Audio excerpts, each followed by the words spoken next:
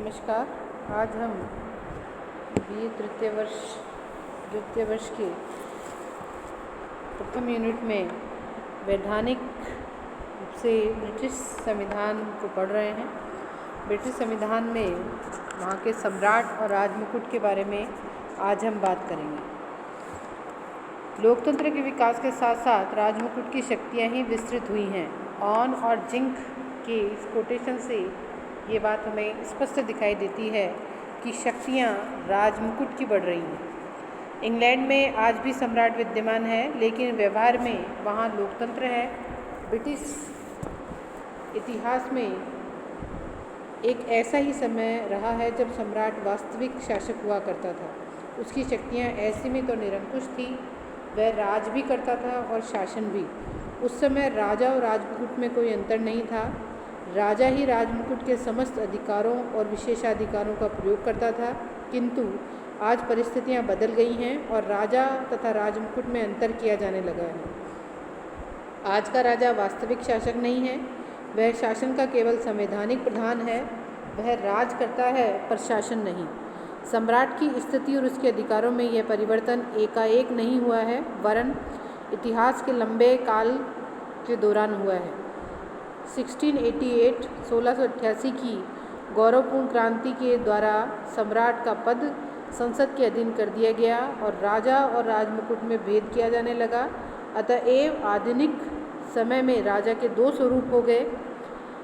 एक स्वरूप जो था प्रथम, जिसको हम कहेंगे राजा व्यक्ति के रूप में, और दूसरा था राजा संस्था के रूप में। पहले को राजा और सम्राट और दूसरे को राजमुकुट हम कहेंगे।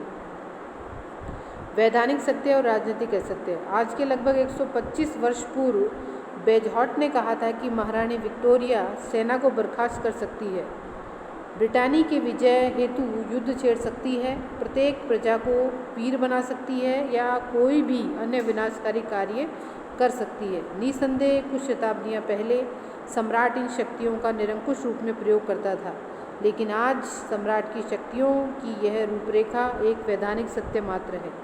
राजनीतिक सत्य तो यह है कि शासन शक्तियों का प्रयोग सम्राट द्वारा नहीं अपितु राजमुकुट द्वारा होता है। तो राजा, सम्राट तथा राजमुकुट में अंतर। सबसे पहले हम इसके बारे में जान लेते हैं। ग्लैडस्टोन के अनुसार अंग्रेजी संविधान के साहित्य में अनेक समूह भेद है, परंतु उनमें से उतना अधिक महत्वपूर्ण कोई नहीं है जितना महत्वपूर्ण राजा और राजमुकुट का भेद है। यथार्थ में राजा वह व्यक्ति होता है जो उन शक्तियों का प्रयोग करता है जिनका प्रतीक राजमुकुट होता है, जबकि राजमुकुट शासन का प्रतीक है। प्राचीन काल में भी यही अंतर था, पर उस समय इसका कोई वैधानिक महत्व नहीं था, क्योंकि उस समय राजा और राजमुकुट में कोई अंतर नहीं था। राजा और राजमुकुट तथा राजमुकुट राजा। राजमुकुट की सभी शक्तियों का प्रयोग राजा स्वयं ही करता था, पर राजतंत्र के लोकतांत्रिकरण होने के फलस्वरूप राजा और राजमुकुट में भेद बड़ा महत्व हो गया है। उसको बिना समझे अंग्रेजी संविधान को अच्छी तरह नहीं समझा जा सकता है। दोनों का अंतर निम्न है। पहला है, राजमुकुट एक संस्था है तथा राजा एक व्यक्ति है। तो राजा और राजमुकुट में एक महान अंतर यही है कि राजा एक व्यक्ति होता है, जबकि राजमुकुट एक संस्था है, इंस्टीट्यूशन है। निरंकुश राजतंत्र के स्थान पर ब्रिटेन में अब सीमित और वैधानिक राजतंत्र स्थापित कर दिया गया है। इससे अभिप्राय यह है कि पहले जो शक्तियाँ और विशेषाधिकार राजा को व्यक्तिगत रूप से प्राप्त थे, वे अब राजमुकुट नामक यानी क्राउन नामक संस्था में हस्तांतरित कर दिए गए हैं। ऑक के कथनानुसार आजकल क्राउन एक संस्था है, एक कार्यालय है, एक कृत्य है, an institute, an office, an a function. तीनों काम राजमुकुट को ही दे दिए गए हैं। अगर हम इसमें देखें कि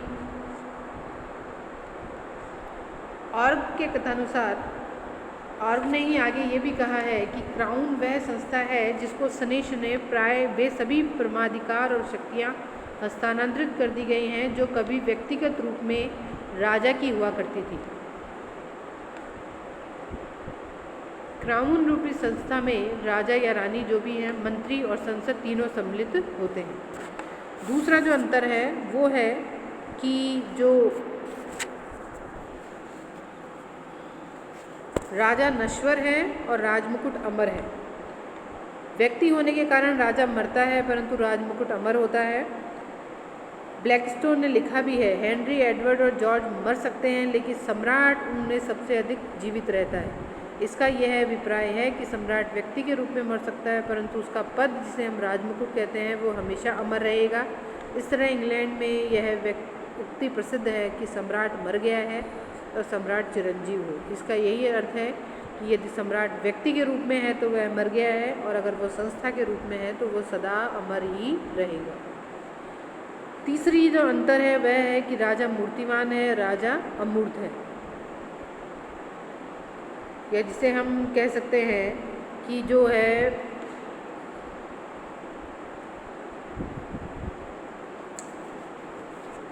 राजमुकुट अमर है। फिर तीसरी विशेषता है राजमुकुट सावयव है और राजा राजमुकुट का ही अंग है। मतलब राजा एक शरीरधारी व्यक्ति होता है जबकि राजमुकुट एक अमूर्त विचारधारा है,